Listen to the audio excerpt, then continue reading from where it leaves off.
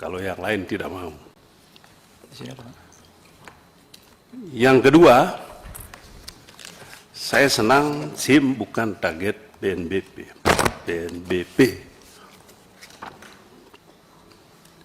Bagian pelayanan. Sepertinya ada angin segar untuk kita guys. Kita akan punya SIM, surat izin mengemudi seumur hidup. Kalau ini betul-betul bisa dilakukan dan bisa terlaksana, ini justru pasti akan sangat menguntungkan sekali bagi kita pengendara yang biasanya harus memperpanjang SIM setiap 5 tahun sekali, yang mana di dalam memperpanjang SIM penuh drama di dalam mengurus pembuatan SIM perpanjangan tersebut. Kalau memang betul-betul bisa terwujud apa yang disampaikan oleh salah satu anggota DPR ini, wah, tentu ini merupakan angin segar bagi kita masyarakat Indonesia. Namun karena kita adalah masyarakat yang taat dengan peraturan, apapun yang menjadi ketentuan pemerintah tentu kita akan mengikuti. Silahkan menyaksikan video berikut ini. Kalau yang lain tidak mau. Yang kedua, saya senang SIM bukan target PNBP.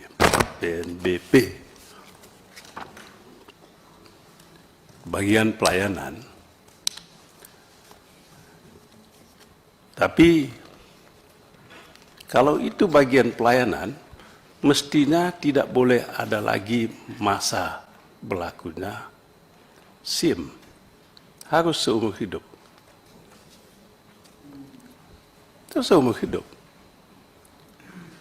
Kalau setiap tahun berapa? Setiap setahun ya SIM? 5 tahun ya. Kalau setiap 5 tahun itu ya itu kan alat cari duit. Jadi kalau Bapak konsisten dan saya dukung, hapus itu SIM 1 kali saja ujian. Itu kalau mau benar. Tapi kalau mau cawe-cawe, polisi mau cawe-cawe di SIM, ya itu caranya. Perpanjang SIM. Cabut itu perpanjang SIM, 1 kali dikasih seumur hidup. Tapi kontrolnya adalah ujian tadi. Ujian. Kecuali kalau yang mau tingkatkan SIM A ke SIM C atau SIM B atau apa lagi namanya, itu silakan ujian.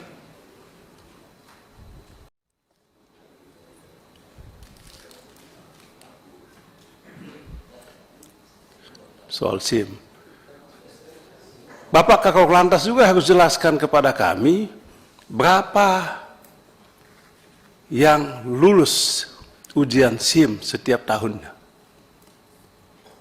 Berapa perpanjangan setiap tahunnya. Itu tadi yang saya bilang, sumber PNBP.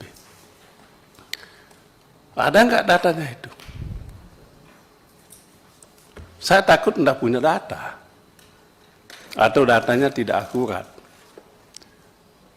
Sehingga mungkin PNBP ini, jangankan 7 triliun, mungkin 3 kali lipat.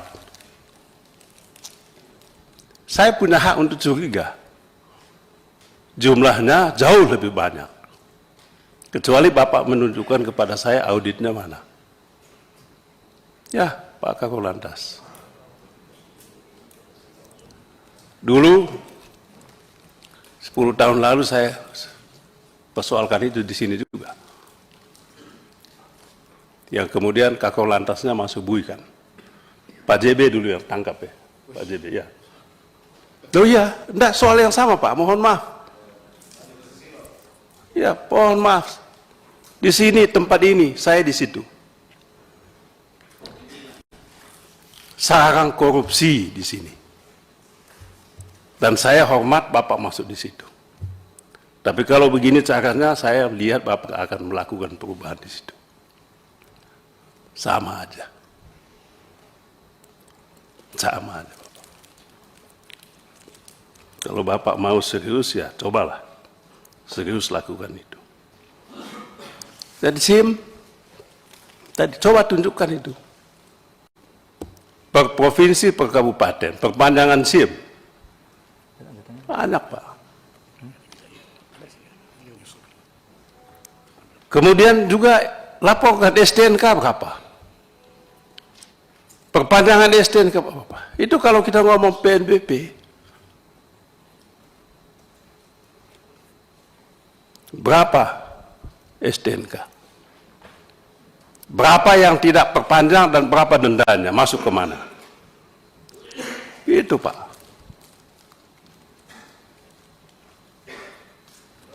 Jadi jelas kita melihat, menilai, mengevaluasi, betul nggak ini? Nggak ujuk-ujuk kita kasih apresiasi Pak. Mana kasih apresiasi? Laporkan Pak, berapa STNK per tahun? Berapa BPKB per tahun? Berapa yang mati, berapa yang tidak diperpanjang?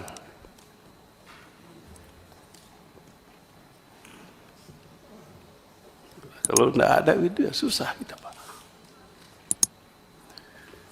Ya tadi, saya tadi pagi ditilang Pak, saya ditilang datang. Saya sengaja nerobos Pak Ketua.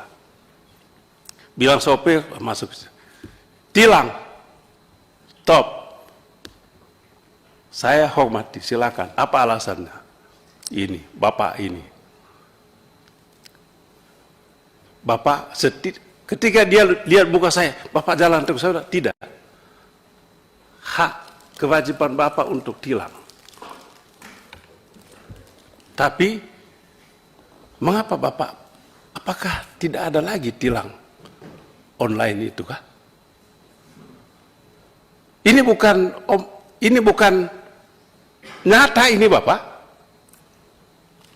Saya alami dan saya uji di lapangan. Pagi tadi, sebelum saya datang.